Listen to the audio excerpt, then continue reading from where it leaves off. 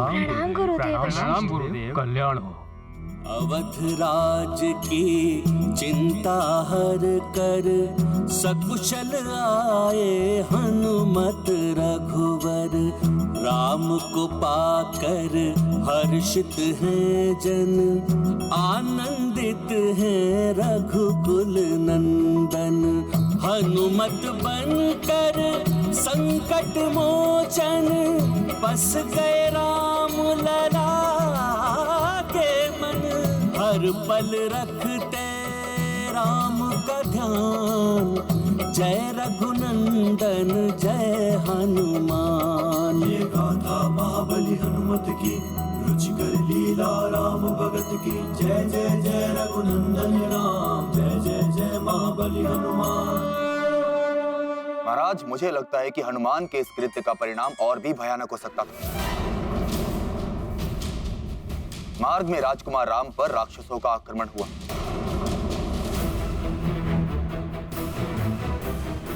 वो तो ईश्वर की कृपा रही कि राजकुमार के प्राण बच गए।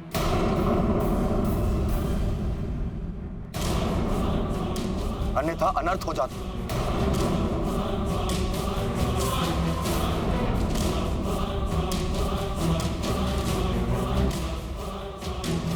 इसीलिए हनुमान को राजकुमार राम के अपहरण का दंड मिलना ही चाहिए।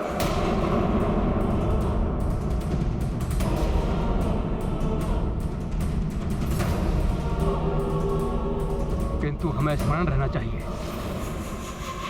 कि हनुमान अभी एक अबोध बालक है।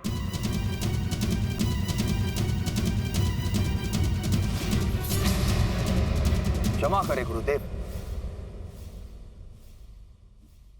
परंतु अपराध का दंड तो बालकों को भी दिया जाता है, जिससे उन्हें सीख मिलती है। और यदि राजकुमार राम को राक्षसों के आक्रमण से क्षति पहुंचता है, तो भी क्या आप यही कहते हैं?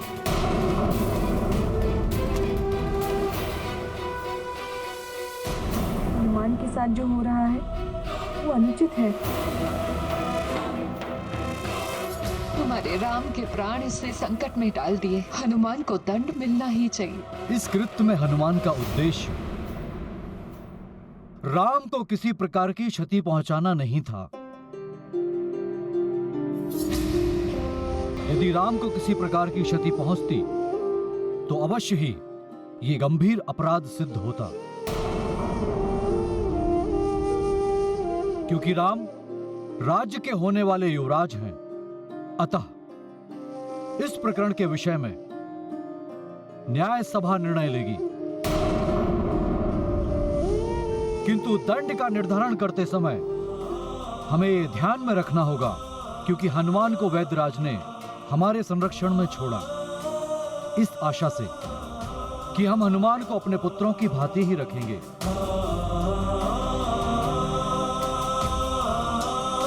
वामदेव जी, आप और ये सब अष्ट सचिव अयोध्या के न्याय व्यवस्था के कर्णधार हैं, न्याय विशारद हैं आप सब। मैं आपसे निवेदन करता हूं कि इस प्रकरण के विषय में आप अपने विचार प्रकट करें।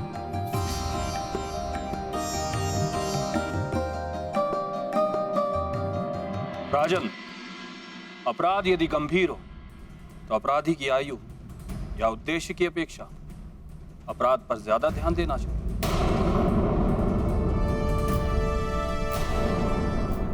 मेरी दृष्टिकोण में हनुमान अपराधी है।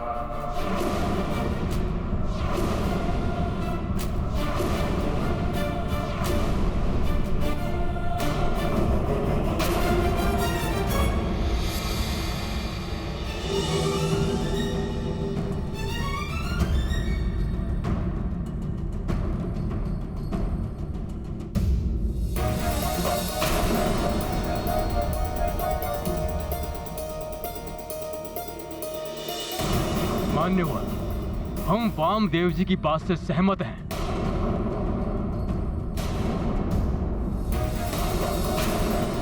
किंतु किसी भी अपराध के पीछे उसका उद्देश्य बहुत महत्वपूर्ण होता है। हनुमान का उद्देश्य राजकुमार को हानि पहुंचाना नहीं था। और इसका प्रमाण है राजकुमार की सकुशल वापसी। मैं हनुमान को अपहरण का आरोपी नहीं मानता।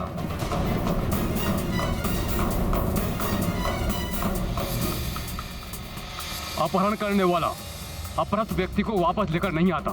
मेरी दृष्टि में हनुमान आरोपी नहीं है।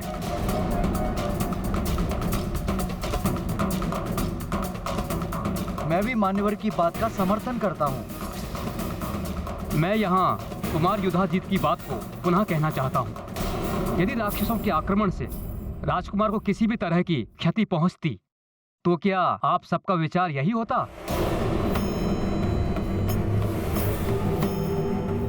हनुमान के इस कृत्य को अपहरण नहीं कह सकते, किंतु अपराध अवश्य हुआ है और अपराधी को दंड मिलना ही चाहिए।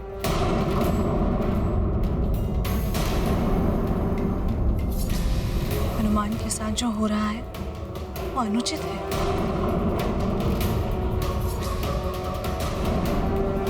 सभी बालक इस प्रकार की भूल करते हैं जब माता पिता उन पर अपने नियमों के बंधन थोपते हैं।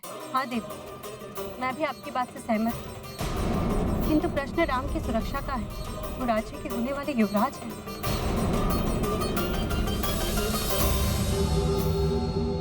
पुत्र राम, तुम इस विषय में कुछ कहना चाहते हो?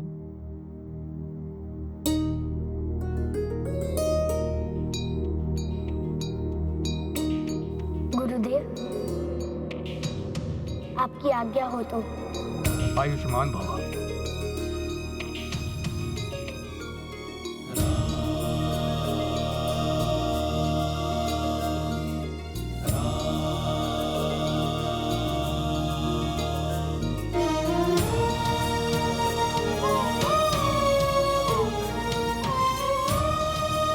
पिताश्री, हनुमान ने मेरा कुछ अहित नहीं किया है, ना ही मेरे साथ बल प्रयोग किया है। किंतु ये सत्य है कि हनुमान इस राज्य के नियमों के विरोध गया है। अतः न्याय मंडल एवं आपके विधान के द्वारा ही हनुमान के लिए दंड का निर्धारण किया जाना चाहिए।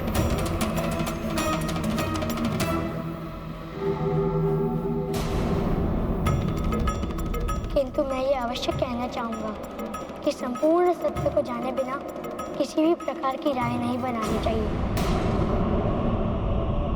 जीजा श्री, हमारे भांजे राम का हृदय उदार है, परंतु इस सत्य को भी ध्यान में रखा जाए कि हनुमान ने माया से अपना आकार बढ़ाकर मंथरा और बाकी सभी बालकों को भी भयभीत कर दिया।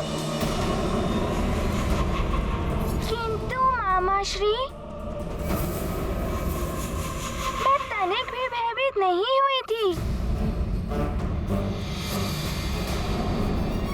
हाँ, हमें तो आनंद आ रहा था, भय नहीं लगा।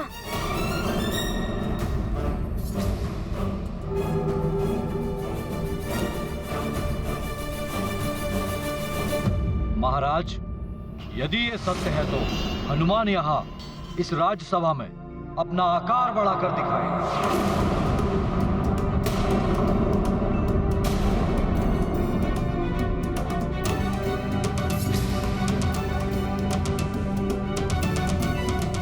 हनुमान, तुम्हें अपनी शक्तियों का उचित प्रयोग करना सीखना होगा और इसके लिए सबसे पहले ध्यान रखना होगा कि अपनी शक्तियों का प्रयोग तभी करना जब सच में उनका प्रयोग करना आवश्यक हो।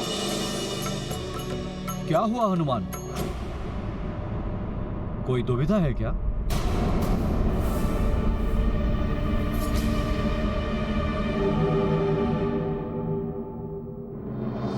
महाराज, माँ ने मुझे एक सीख दी थी कि यह कारण अपनी शक्तियों का प्रदर्शन ना करूं। ये अकारण नहीं है हनुमान, ये न्याय सभा में उठाया गया एक प्रश्न है। कुमार युद्धजीत, सभा में जिस आरोप पर चर्चा हो रही है उसी पर स्थित रहिए, उसे किसी अन्य दिशा में मोड़ने का यत्न मत कीजिए।